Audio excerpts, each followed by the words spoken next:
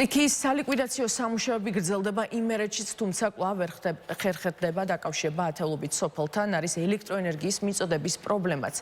იმერეთის რეგიონში არსებულ ვითარებაზე ირმა ჭოლაძე მოგვაწვდის. ახლა ბოლო ინფორმაციას ირმა გისმენთ.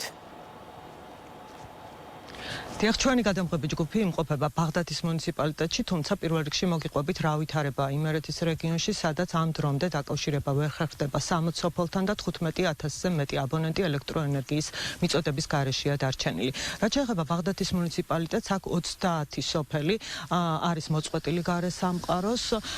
ჩვენი გადამღები ჯგუფი იმყოფება სოფელ დინში, ეს არ არის მაღალმთიანი სოფელი და ადგილობრივები ამბობენ, რომ აქ ცენტრალური გზები გაწმენდილია და დღეს დილიდან უკვე მოძრაობა აღდგა ქალაქთა შორისო ტრანსპორტის სოფლის მოსახლეობის ადგილობრივების ინფორმაციით მათ არ აქვთ ელექტრომომარაგების პრობლემაც. სოფელ დინში ჩვენ შევხვდით მოხალისეების ჯგუფს, რომლებიც ამბობენ, რომ ბაღდათის მუნიციპალიტეტის ორ სოფელში გეგმავენ ისინი დღეს ავიდნენ და აიტანონ მედიკამენტები და სხვა პირველადი მოხმარების ნივთები.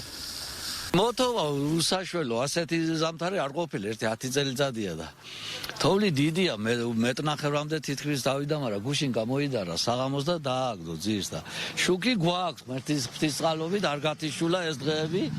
გზაც შეძლების დაგვარად გათოვლილია, ჭიშკრამდე ვერ მოვიდნენ, მაგრამ სადაც მოვიდა და გაიარა ტექნიკამ გაწმინდა და ხალხი ცოტა შეწუხებულია, დანევროზებულია, შიშები აქვს, მაგრამ არ აუშავს, დღეს და ყველა მიდია და მე მგონი ყველაფერი კარგად იქნება. გაივითარება, გაწმენდილია ყველაფერი, ტრანსპორტი მუშაობს, თქვენს ვიჩერები ხართ.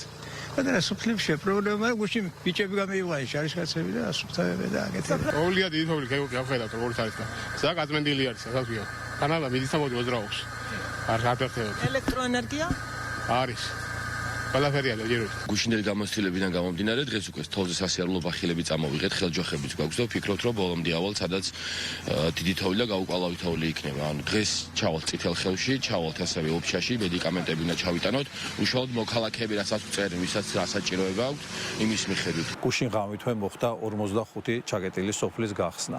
150-მა ერთეულმა ტექნიკამ დილიდან დაიწყო გაწმენდის სამუშაოები, სალიკვიდაციო სამუშაოებში ჩართულია თავდაცვის სამინისტრო ძალები, ჯარისკაცები და სამხედროები სხვადასხვა მიმართულებით არიან განაწილებული.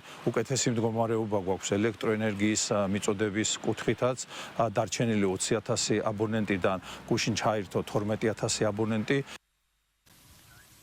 4 დღის მანძილზე გადაუღებლად თოვდა იმერეთში, გუშინ დღის მეორე ნახევრიდან რეგიონში გამოიდარა და ამ დროისთვის ბაღდათის მუნიციპალიტეტში მზიანი ამინდია. გმადლობთ ირმა ჭოლაძე საუბრობდა აღია ეთერში.